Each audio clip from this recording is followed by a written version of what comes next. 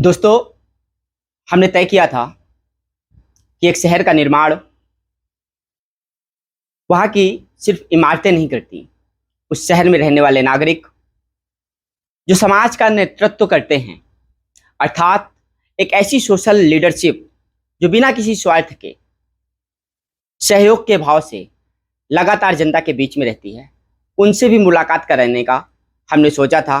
तो गरीबों के नाथ कामतानाथ की धरा से मैं सौरभ द्विवेदी आपका वंदन अभिनंदन करता हूं और हमारे चैनल को सब्सक्राइब करना मत भूलिएगा, क्योंकि आप ही हमारी एक बड़ी ताकत हैं। एक ऐसी समाज की एक ताकत से आज हम आपको मिलाने जा रहे हैं जिनको लोग प्यार से सरकार कहते हैं। तो बहुत बहुत स्वागत है आपका फुल स्टॉप चैनल में। धन्यवाद फुल स्टॉप को और सौरभ द्विवेदी जी को कि आपने आज अपना समय दिया। अखबार की कटिंग से मैं पढ़ा और आपके बारे में जाना, तो हमें भी लगा कि कहीं ना कहीं हम आपसे चर्चा करें कि सामाजिक कार्यों को जिस प्रकार से आपने किया है तो कैसे उनको आप अंजाम देते हैं।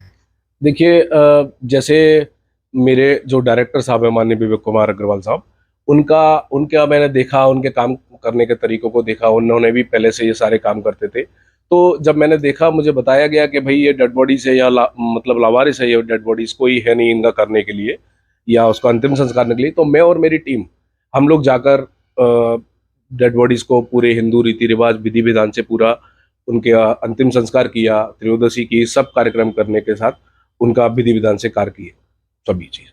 तो कुल मिलाकर के जो कहते हैं कि परहित सरस धर्म नहीं भाई, मतलब दूसरे का हित करने से बढ़ करके कोई और धर्म नहीं होता। इस भावना के साथ आप सिर्फ समाज के लिए काम करेंगे या भविष्य में ऐसा भी हो सकता है कि लोग सामाजिक कार्य करते करते राजनीतिक क्षेत्र में भी कोशिशें करने लगते हैं? तो कभी कोई ऐसा तो नहीं कि चुनाव लड़ना चाहें, राजनीतिक पद? देखिए, ऐसा अभी तक तो मेरा कोई ऐसा सोचना चाहिए ना, कोई राजनीति की तरफ इस तरह का वो है। बस मेरे मन को अच्छा लगता है और जो मेरे जीवन जीने का स्टाइल है वो मुझे अच्छा लगता है इस तरीके से, तो मैं ऐसा करता हूँ। हाँ, अगर राजनीति की कोई बात आएगी तो करने के लिए तैयार है, किसी चीज से पीछे नहीं है। तो मतलब अगर आप ही के शब्दों के ऊपर जाएं तो आपने कहा कि आपके जीवन जीने का स्टाइल है। अगर ये लाइफ स्टाइल है जीवन जीने का, तो और बहुत सारे लोग ऐसा जीवन क्यों ना जिए, मैं ये पूछना चाहता हूँ। नहीं, मैं तो हर युवा को और हर उस सक्षम व्यक्ति को जो इस चीज को कर सकता है, तो मेरा तो उसके लिए ये निवेदन है कि उसको करना चाहिए। समाज में गरीब तबके के लोगों को या उस तरह के लोगों को जहाँ जिनका जीवन सुधारने की कोशिश की जाए या उनकी मदद की जाए, वो किसी भी रूप से हो, जो कर सकता है उसको करना चाहिए।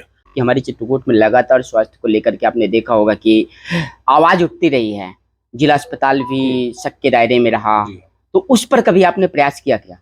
देखिए, जब से माननीय योगी जी का कार्यकाल रहा, तो स्वास्थ्य संबंधी, रोजगार संबंधी सारी चीज पूरे उत्तर प्रदेश में कंट्रोल में है और लगातार प्रयास जारी है। कोरोना काल में भी जिस तरह से उन्होंने लोगों के लिए मदद की, बहुत अच्छी सुविधाएं हो गई। जैसे अल्ट्रासाउंड सेक्टर नहीं था, अपने यहाँ अल्ट्रासाउंड नहीं था, अल्ट्रासाउंड की व्यवस्था कराई। अल्ट्रासाउंड नई लेटेस्ट मशीनें आई हैं।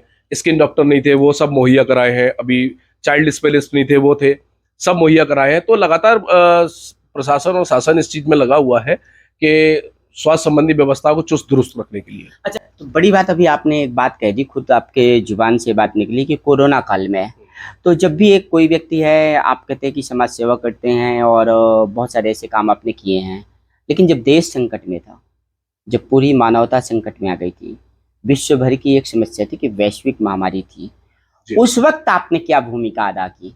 मैंने उस वक्त, रोज तो नहीं कह सकता, लेकिन हफ्ते में 2 बार अनाज, अन्न, दाना, जो भी मेरा सामर्थ्य था, मेरे और मेरे टीम के द्वारा हम लोगों ने वहाँ व्यवस्था कराई। लोगों को जगह जगह colonies wise, sector wise, booth wise अलग अलग बताकर, लोगों को बुलाकर, लिस्ट बनाकर सभी के लिए किया। एक्चुअल में रियल सरकार कौन है? और लोग सवाल भी करते हैं कि सरकार क्यों आपके नाम पर? देखिए, वैसे तो पूरी दुनिया की एक ही सरकार है, भगवान कामतानाथ जी। उनके की बात तो पूरी दुनिया में कोई है नहीं, मेरा ऐसा मानना है। लेकिन मुझे स्कूल टाइम में ये सरकार का नाम मिला कि मेरे एक प्रोफेसर थे, तो उन्होंने मुझको सरकार का नाम दिया। क्योंकि हम लोग की जो टीम थी, तो कभी भी हमने देखा कि शादी किसी की है, किसी की बच्ची की शादी, मैरिज हॉल नहीं मिल पा रहे हैं या उसको वो नहीं ले पा रहा, तो स्कूल में शादी करा दी या कहीं किसी में शादी करा दी, परमिशन लेके, किसी से बात करके, कुछ भी सारी जगह से, क्षेत्र से चंदा किया, पूरे मार्केट से चंदा किया, तो उसकी शादी कराई इस तरह से ले।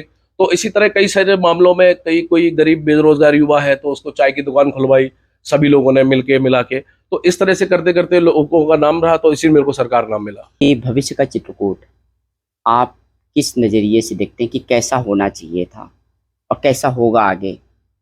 देखिए 19 के दशक में और आज के दशक में पाताल और आसमान का अंतर है ना। ये आप भी देख रहे हैं या सभी लोग देख रहे हैं कि सड़कें नहीं हुआ करती थी, स्वास्थ्य संबंधी व्यवस्थाएं नहीं हुआ करती थी, वाहन का आना जाना नहीं था, तब कई सारी परेशानियां लोगों को उठाना पड़ती थी। हाँ अब काफी सुधार है, काफी वो है। लाइन देखिए आप पूरी अच्छी बन गई है, रोपवे बन गया है हनुमान धारा पर, कई सारी सुविधाएं इतनी हो गई जो हम लोगों ने कभी सोचा नहीं था इस तरह से हो जाए।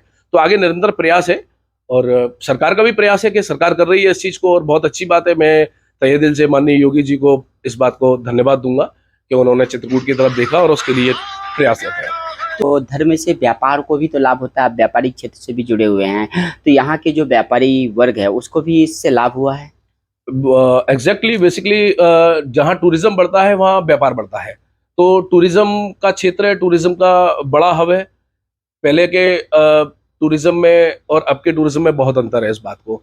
पहले दस्यु प्रभावित क्षेत्र हुआ करता था तो लोगों का आने में बड़ी असुविधा और घबराहट होती थी, लेकिन अब ऐसा कुछ नहीं है। कुल मिलाकर के जितनी भी बातचीत हमने की उससे एक बात स्पष्ट समझ में आई है कि अच्छे कार्य करने के लिए वन मैन आर्मी होने के बावजूद भी आप एक सामुदायिक प्रयास भी कर सकते हैं, और लगातार जब आप अच्छा काम करते हैं तो समाज में आपका नाम होता है। और सोशल लीडरशिप से, ऐसे ही सोशल पर्सनालिटी से हम लगातार आपको इसलिए मिला रहे हैं कि आप इनकी बातों को सुनें और इनसे कुछ सीखें, क्योंकि भविष्य का जो चित्रकूट होगा वो बहुत मायने रखता है आगे के भविष्य के भारत के लिए। चूंकि राजा राम अयोध्या में राजतंत्र जब से समाप्त होता है तो वो समाप्त हो जाते हैं कि राजा समाप्त, तो जो वनवासी राम हैं लोकतंत्र में सबसे बड़ा महत्व उनका स्थापित हो जाता है। और इसलिए हम इस चित्रकूट की पृष्ठभूमि से इस एक बड़े विचार को भी लेकर के आगे बढ़ रहे हैं। तो बने रहिएगा फुल स्टॉप में हमारे साथ।